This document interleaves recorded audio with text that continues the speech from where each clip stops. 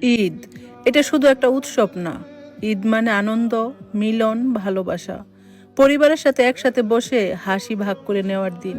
কিন্তু বাস্তব জীবনে এমন অনেক মানুষ আছে যাদের কাছে ঈদ মানে কিন্তু আনন্দ না, বরং সময়ের কাছে, বয়সের কাছে আর টাকার কাছে নীরবে ঈদকে বিক্রি করে দেওয়া।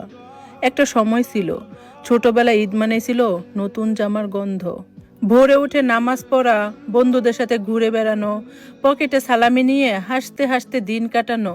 তখন ঈদের মানেই ছিল সীমাহীন আনন্দ। কিন্তু সময় বদলায়, মানুষ বড় হয়, আর সেই আনন্দের জায়গায় ধীরে ধীরে দখল করে নেয় সংসারের চিন্তা, দায়িত্ব আর টাকার হিসাব। একটা সময় এসে দেখা যায় ঈদ আর না নিজের জন্য থাকে না, ঈদ হয়ে যায় পরিবারের জন্য কিছু করার আরেকটা দিন।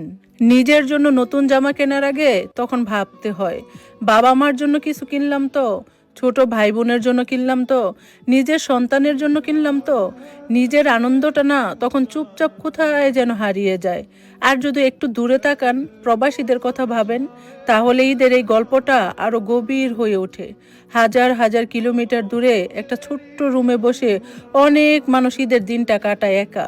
বাহিরে হয়তো কাজ, ভেতরে জমে থাকে বুক ভরা নিঃসঙ্গতা।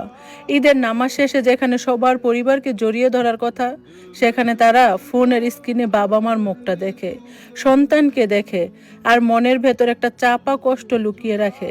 কারণ তারা জানে তাদের পাঠানো টাকাতেই আজ বাড়িতে নতুন জামা হয়ে